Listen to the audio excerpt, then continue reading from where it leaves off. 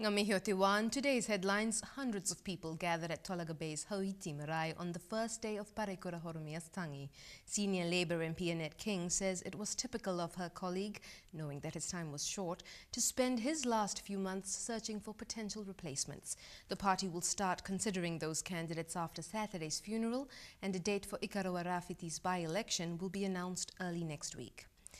Menzies Hallett has been found guilty of murdering Rodney Tahu at a Turangi service station 3 decades ago. A jury at the Rotorua High Court took under 3 hours to convict the 72-year-old Hallett of the 1979 cold case.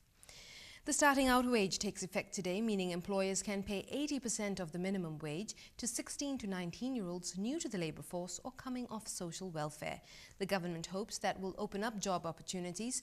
However, one lobby group is not convinced. Same Work, Same Pay says that instead, the focus needs to be on the number of jobs available and training opportunities. Another concern is that older workers may miss out on entry-level jobs because of the new start-up wage. But Business New Zealand's Phil O'Reilly is confident that older workers have the advantage of experience. If there is any displacement, it'll be relatively minor, and those who are displaced are more likely to be able to find a job somewhere else. And the Prime Minister has spoken with Maurice Williamson about running for Auckland Mayor. John Key says it's for the freshly popular National MP to decide if he'll challenge Len Brown.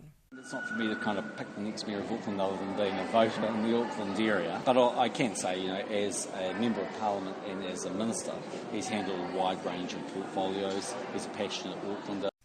And Fonterra is considering a restructure that could make 300 jobs redundant. CEO Theo Spearings has announced consultation on proposed changes which aim to save the dairy giant $65 million a year.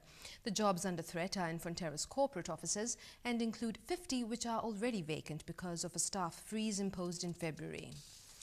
The Great Christchurch Buildings Trust says its cheap bill for restoring Christchurch Cathedral could drop further. Spokesman Jim Anderton says they haven't factored in pro bono work yet.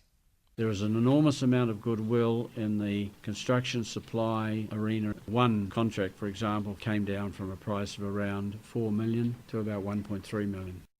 The Trust's $67 million figure is already a fraction of the Anglican Church's $104 million estimate for an equivalent 7-year time frame. The Commerce Commission is welcoming new financial disclosure regulations for the country's 3 biggest airports. It follows earlier criticism against Wellington Airport for gouging excessive profits. A Commission report says the new requirements have seen Auckland Airport project a more reasonable 8% annual return over the next 4 years.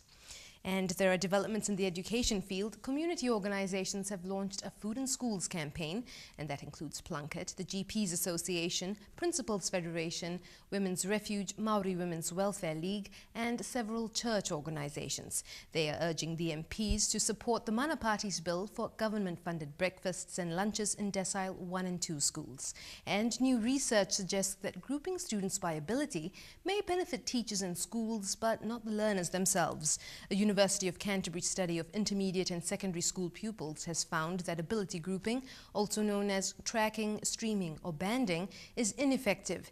In some cases, researchers observed lowered self-esteem and more behavioral problems. To international news, a Pakistani court has banned Pervez Musharraf from contesting elections for the rest of his life. The former president had returned from self-imposed exile last month to stand for a National Assembly seat in next Sunday's elections. But he is instead under house arrest for 2 weeks over the 2007 death of former leader Benazir Bhutto. A prisoner hunger strike at Guantanamo Bay has spurred President Barack Obama to promise another look at closing the U.S. military prison. 100 of the 166 detainees are refusing meals, including 21 who are being force-fed so they don't die from malnutrition. And finally, thousands of Dutch have welcomed the Netherlands' new king outside the royal palace in Amsterdam.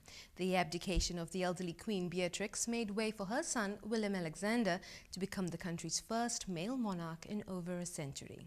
That's the news. Parekura Horomia, Moriora.